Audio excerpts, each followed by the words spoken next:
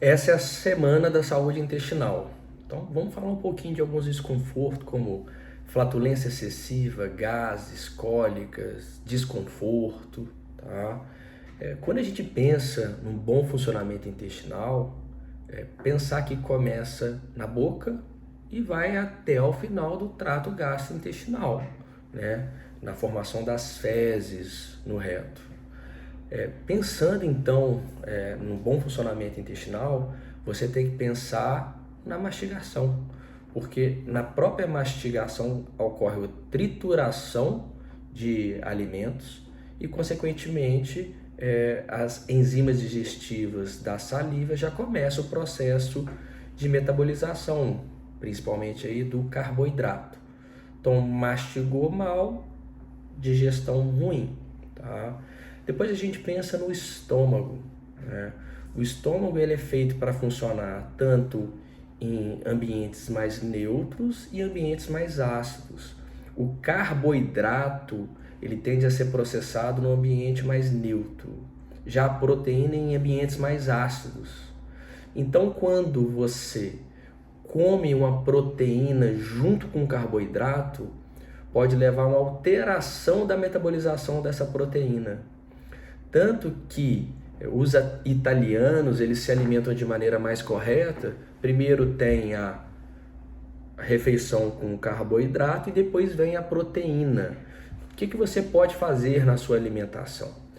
Primeiro coma a salada com um carboidrato, deixe por último a carne e depois você se alimente com a carne. Tá? Pensando no estômago, pensando na acidez estomacal, está muito associada à ansiedade. A ansiedade produz cortisol, que vai lá no fundo gástrico, estimula a produção de acidose. Tá? É por isso que muitas vezes tem algum desconforto, como azia. Tá? E isso leva lá uma disfunção da metabolização de alguns nutrientes. Uma outra coisa é que com essa azia você usa medicações como os prazóis que levam a hipocloridria gástrica, que é o inverso. Em vez do estômago estar com uma acidez excessiva, ele tem uma redução dessa produção dessa acidez.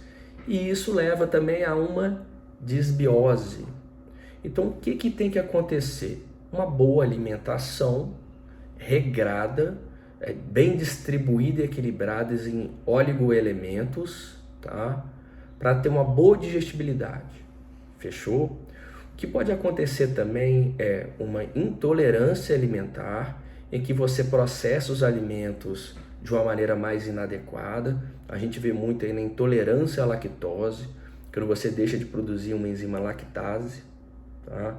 Você não produz, a bactéria produz. Fermenta da gases, distensão e cólica, tá? Ou também na doença celíaca, ou de forma menos grave na aumento da intolerância ao glúten, ou sensibilidade aumentada ao glúten, em que você sente um desconforto, um incômodo, desde dor no estômago até sintomas de intestino irritável, tá? E você pode ter um erro da produção de enzimas digestivas, que são várias, que te ajudam a digerir as proteínas, os carboidratos, a gordura, tá? Nesses casos, a gente pode dar o conjunto, né, o pool de enzimas digestivas, ou se a gente entende especificamente qual é a enzima, a gente dá ela apenas, tá? Pensando nisso, na metabolização da gordura, tem aí a bile. Pacientes que foram colecistectomizados, que retiraram a bile, eles têm uma menor produção, tiraram a vesícula, eles têm uma menor produção e armazenamento da bile. E a bile ajuda na metabolização da gordura. É por isso que essas pessoas logo no começo, né, do pós-operatório, no primeiro ano, quando comem gordura, sentem desconforto. Tá? E por último, e talvez o mais importante, é uma desbiose intestinal, que seria um mau funcionamento do intestino. Hoje a gente sabe que a gente tem mais células no intestino do que células no corpo. E existe uma simbiose entre nós e as nossas bactérias. Eu te dou uma comidinha, você me ajuda na produção de dopamina, serotonina, acetilcolina, vitaminas do complexo B e por aí lá vai. E me protege de bactérias patogênicas. Agora, se você alimenta mal essa flora intestinal, você cria um ambiente de disbiose, que acontece quando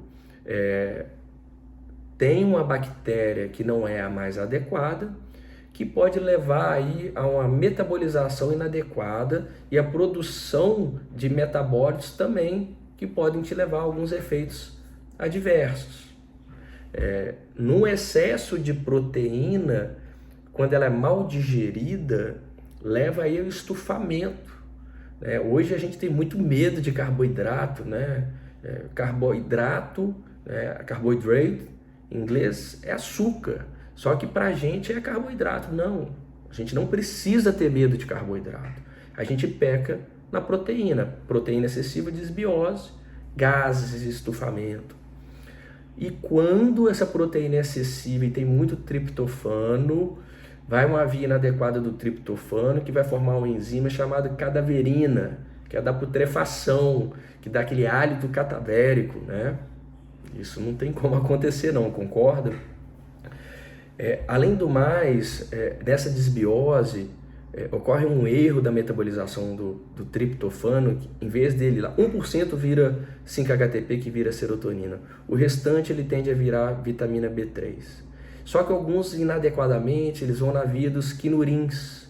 E as quinurinas dão dor crônica, porque elas estimulam um sistema chamado gabaminérgico, que estimulam a dor, né? É por isso que é muito comum disbiose em quem tem endometriose, TPM, enxaqueca, fibromialgia, né? É por isso que nesses pacientes a gente não pode dar glutamina, evitar alimentos ricos em glutamato, tá bom?